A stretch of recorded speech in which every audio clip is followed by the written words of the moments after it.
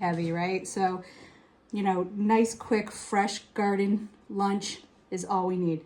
Just taking whatever size you want the baguette for your sandwich.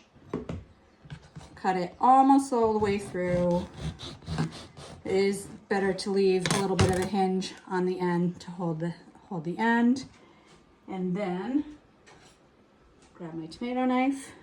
I usually cut the tomatoes usually in half. Some of these are a little longer, so you might want them in a quarter just because they're bite size. I love to keep a mix of the colors because it's just so pretty and nice. I really love these mottled kind of, I don't even remember what colors they call these. Some call them red, some call them green, some call them purple. But, you know, just delicious heirloom cherry tomatoes. And again, it's super simple. Look at the beautiful stripes on this one.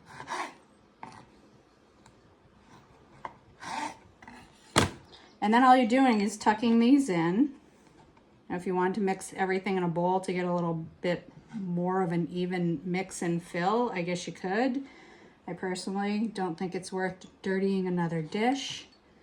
Like a nice full sandwich there.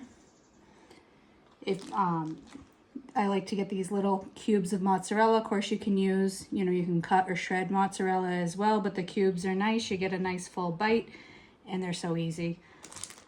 And it doesn't take a whole lot. And then, of course, the basil. And again, the cipollini, it's just so easy. I cut it fresh, gave it a quick rinse, a little bit of a tear. But again, any basil you have is good basil. Look at that, beautiful. And I wish you could smell it because you know how that fresh basil smells, right? So good. And then I'm just gonna top it off with a little drizzle of olive oil and balsamic. You can put a little bit of salt on there if you like, a little bit of pepper.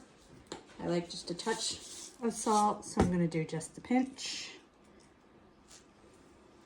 And that's it. Now, lunch is ready. So easy, so good, so healthy. Hope you like it, and I hope you try it soon and enjoy.